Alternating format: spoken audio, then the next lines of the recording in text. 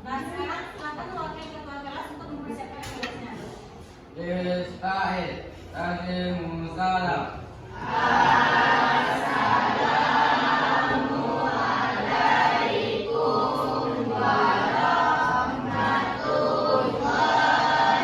warahmatullahi wabarakatuh. Ikra biro'a.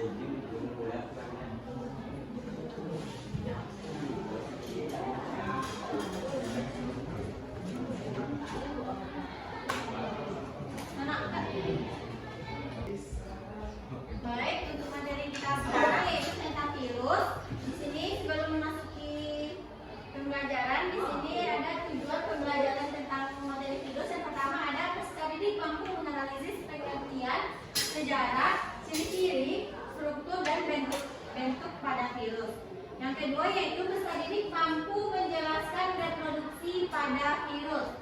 Yang ketiga, peserta didik mampu menganalisis kasus penyakit yang disebabkan oleh virus. Dan yang keempat yaitu peserta didik mampu menjelaskan peranan virus dalam kehidupan. Baik, sebelum memasuki materi pembelajaran, di sini Ibu akan menayangkan video tentang asal mula virus.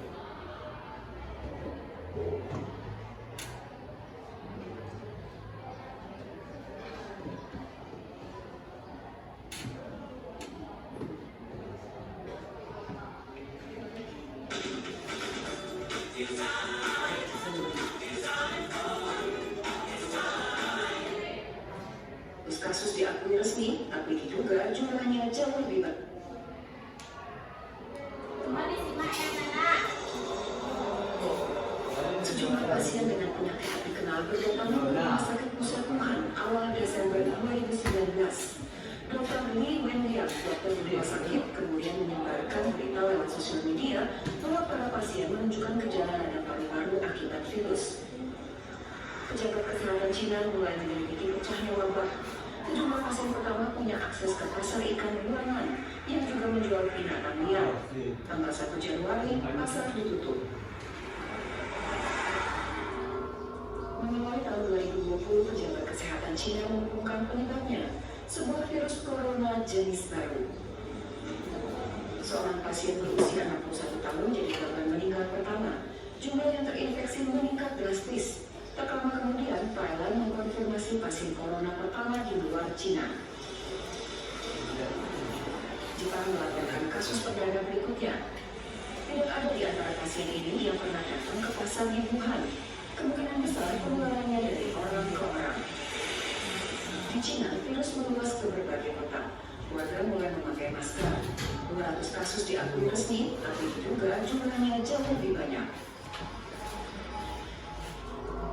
Tenaga medis di Wuhan yang kontak langsung dengan pasien mulai terinfeksi dan sakit. Thailand dan Amerika Serikat melaporkan kasus corona, disusul negara-negara lain termasuk China. Pemerintah Cina memutuskan langkah drastis. Semua transportasi di Wuhan dihentikan, termasuk transportasi umum. Ilmuwan menemukan virus corona perlu masa inkubasi. Orang yang tertular tapi belum menunjukkan gejala jadi berbahaya. Dalam waktu bersamaan, liburan Imlek dimulai. Jutaan orang bergerak mudik massal. Di saat itu dikonfirmasi 2.000 kasus di seluruh dunia. 50 orang meninggal.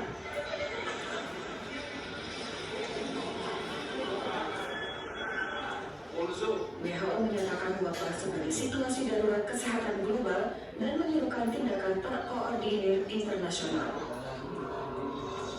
Kalau Februari, Wuhan tetap ditutup total. Sebuah provinsi di Cina Daratan melaporkan adanya kasus corona.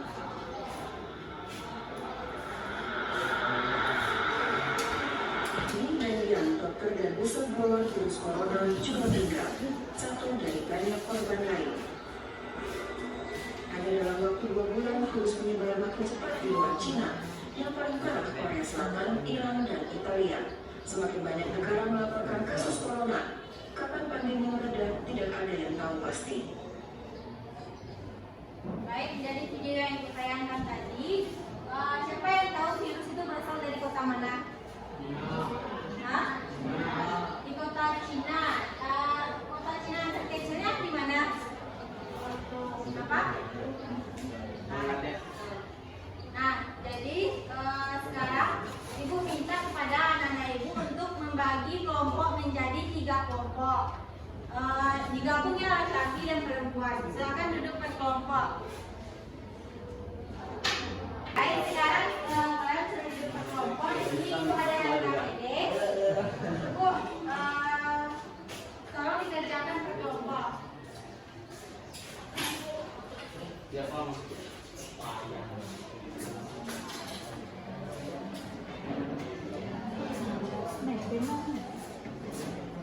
Sekarang tolong kerjakan LKPD-nya per kelompok, hanya satu saja per kelompok. Nah, setelah LKPD-nya selesai, nanti kalian perwakilan satu per kelompok untuk maju ke depan membacakan hasil diskusi per kelompok kalian. Paham? Silakan bekerja.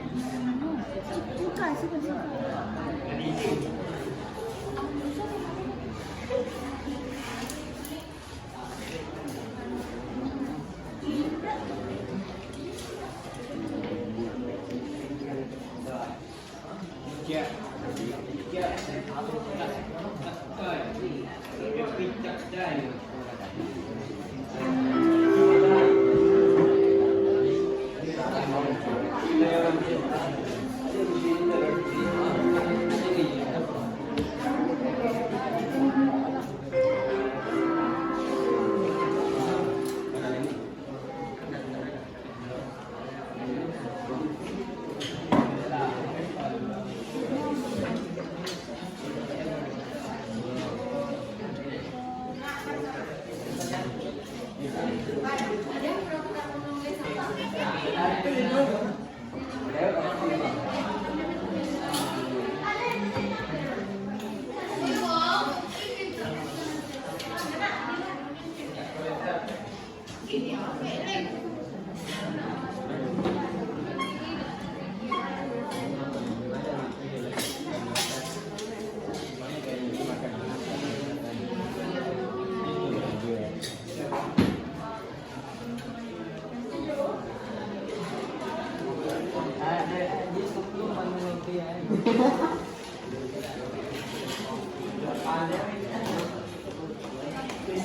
Supaya waktu Medin untuk mengerjakan LKPD itu tolong dikerjakan sebaik mungkin.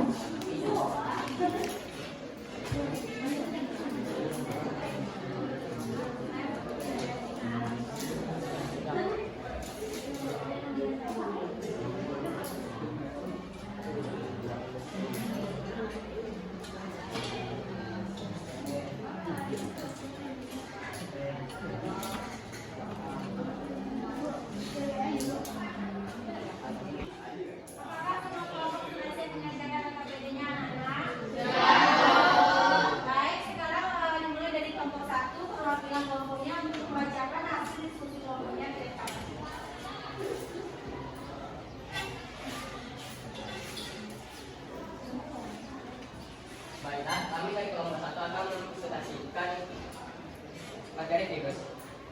Menurut pendapat Anda, virus termasuk makhluk hidup atau benda mati? Sampai saat ini, pengolongan virus sebagai benda hidup atau benda mati masih menjadi perdebatan di kalangan ilmuwan. Hal tersebut karena virus memiliki sifat antara benda hidup dan benda mati. Virus dapat dianggap benda hidup karena mampu memperbanyak diri, sedangkan dapat dianggap benda mati karena tidak mampu melakukan metabolisme yang sangat bergantung pada energi. Mengapa virus bersifat parasit obligat seluler karena menyumbang pada tubuh makhluk hidup dan tidak dapat beradaptasi atau memperbanyak diri tanpa berada pada tumbuhan lain. Soal nomor 2, lengkapilah tabel berikut bentuk virus berikut.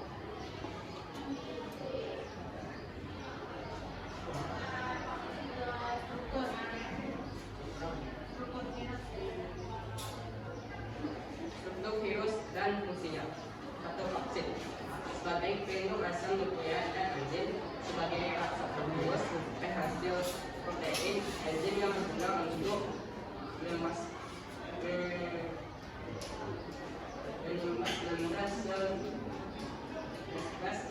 asam nuklear sebagai pembawa materi genetik virus yang digunakan untuk replikasi memperbanyak diri.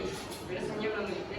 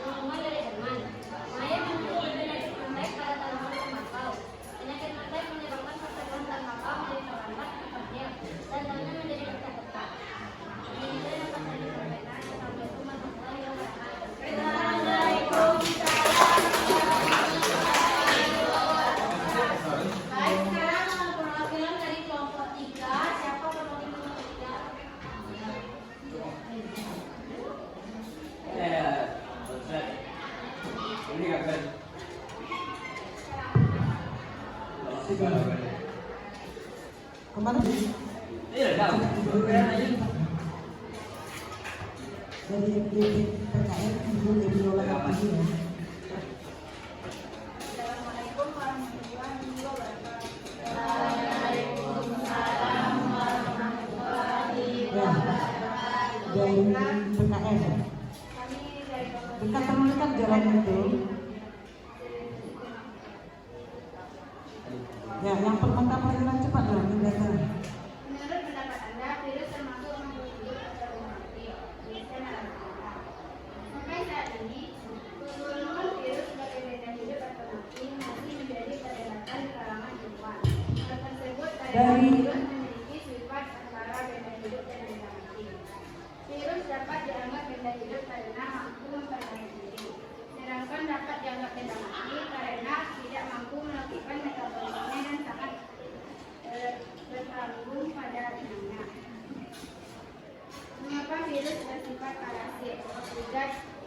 11. Menumpang pada makhluk hidup karena tidak dapat Oh, merah lagi. beradaptasi atau memperbanyak diri tanpa berada pada tubuh lain. Ini Sifat bagaimana? virus ini juga dikategorikan sebagai makhluk. Bentuk virus: 1. Poligonal, 2. Bulat, 3. Bulat, 4. Silinder. Kapsel. Bagian tubuh virus: 1. Kapsel. Fungsinya pelindung asam nuklear benzin sebagai reseptor virus hasil protein benzin. 2. Asam nuklear pembawa materi genetik virus yang menggunakan untuk replikasi atau penterbangan. Kesimpulan: virus merupakan partikel yang disebut virion. Bisa diceritakan nama tokoh penyebab virus, yaitu Adolf Mayer tahun 1883. Dimitri Vironov. Tidak ada yang keluar anak ya. Pastikan tidak ada yang keluar. Tahun Oh, peserta. terakhir Anak-anaknya tidak ada yang keluar. 1935. Virus juga sebagai Pastikan tidak ada yang keluar. virus bersifat parasit karena tidak dapat berpotensi atau memperbanyak diri tanpa berada pada tubuh lain. Virus adenovirus bentuknya poligonal, influenza bentuknya bulat, bakteriofag bentuknya mute, tembakau mosaik bentuknya silinder. Jadi kapsid terhitung asam nuklear benzin, asam nuklear materi dan virus dinamakan. Baiklah, sekian hasil presentasi dari kelompok 3. Salam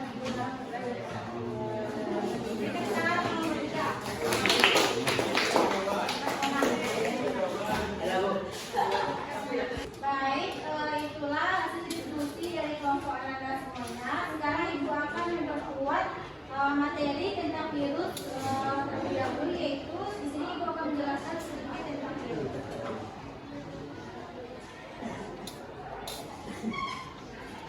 Nah, virus itu merupakan organisme yang ada di seluruh ekosistem di dunia. Bahkan virus adalah organisme yang paling banyak di bumi.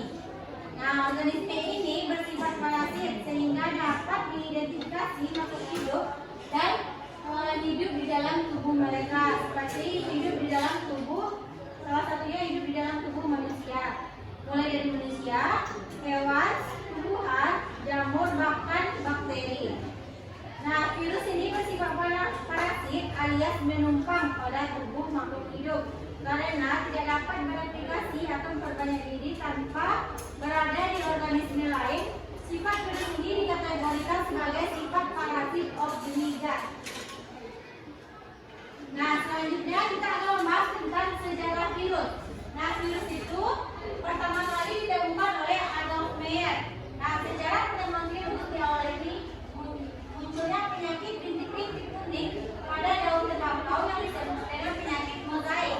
Nah, Adolf Mayer menemukan virus ini pada tahun 1883. Adolf Mayer mencoba melakukan percobaan dengan menyemprotkan getah tanaman yang sakit ke tanaman yang sehat, dan hasilnya tanaman yang sakit itu sekarang tertular juga jadi sakit.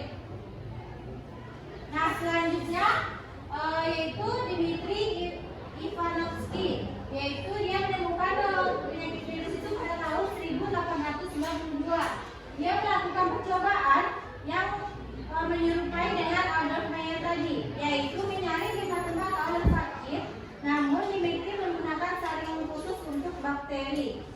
Nah, lalu hasil saringan tersebut disemprotkan pada tembakau yang sehat. Setelah beberapa hari, tembakau itu menjadi sakit. Jadi kesimpulan dari Dimitri ini yaitu ukuran organisme penyebab penyakit pada tembakau lebih kecil daripada bakteri. Karena setelah disaring dengan saringan bakteri, organisme tersebut dapat lolos.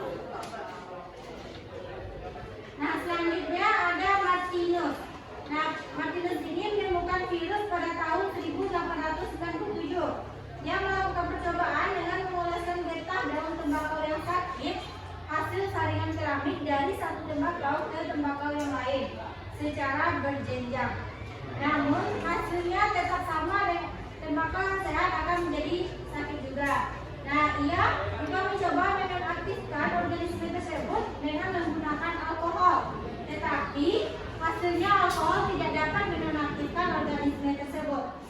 Jadi kesimpulannya saat itu dunia sains hanya mengenal bakteri sehingga menyebabkan mosaik pada daun tembakau diduga akibat bakteri yang berukuran yang sangat kecil. Nah, yang terakhir itu ada Wendell. Nah, Wendell ini menemukan virus pada tahun 1935. Nah, Wendell ini berasal dari Amerika Serikat.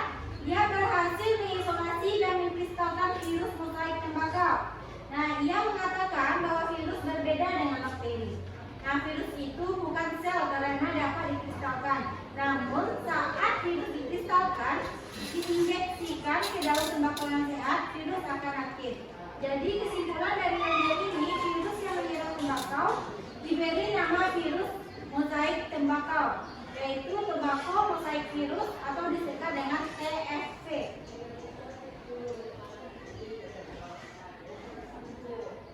Baik, selanjutnya kita akan membahas tentang karakteristik pada virus.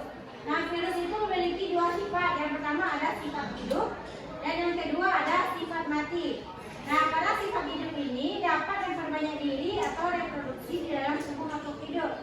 Nah, selanjutnya memiliki asam nukleat berupa DNA atau RNA. Sedangkan pada sifat mati, virus itu dapat dikristalkan saat dalam kondisi terancam. Nah, yang kedua tidak tersusun atas sel atau aseluler. Adapun ciri-ciri virus, yang pertama yaitu virus itu berukuran lebih kecil daripada bakteri. Nah, yang kedua memiliki bentuk yang bervariasi. Yang ketiga hanya dapat dilihat dengan menggunakan mikroskop. Yang keempat memerlukan asam nukleat untuk berkembang biak. Yang kelima tidak melakukan aktivitas metabolisme. Yang terakhir itu tidak memiliki sitoplasma. Nah, berikut adalah gambar struktur virus dapat kita lihat, yaitu struktur virus bakteriofag dan virus influenza.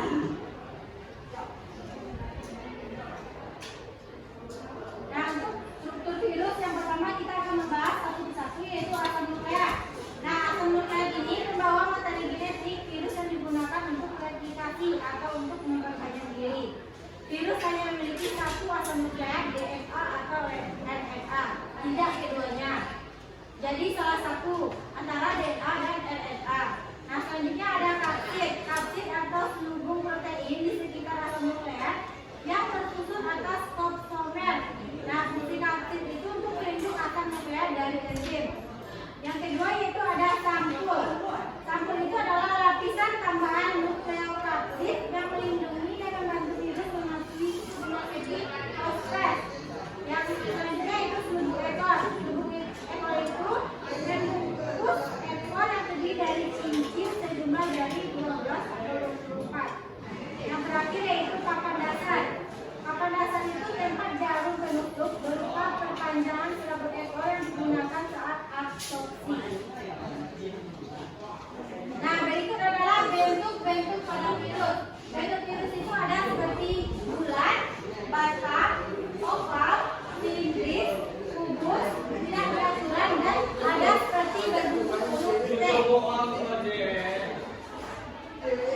Baik, sekian materi hari ini. Apakah sampai sini anak-anak ibu paham? Nah, dari penjelasan yang sudah ibu jelaskan dari awal pertemuan tadi, siapa yang dapat menyimpulkan hasil pembelajaran kita pada pagi hari ini? Silakan, Adi.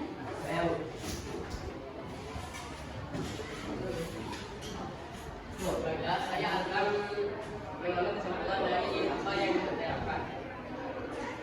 Virus berasal dari bahasa Yunani "virion" yang berarti racun. Sejarah fenomena virus dimulai pada tahun 1883 oleh Adolf Mayer, ilmuwan dari Jerman. Mayer meneliti penyakit mosaik pada tanaman tembakau. Penyakit mosaik ini bukan dan daunnya menjadi bercak-cak. Mayer menyebutkan bentuk yang tidak bermutasi dari dalam tanaman yang sakit ke tanaman yang sehat. Lalu tanaman tersebut menjadi sakit. Melalui pengobatan itu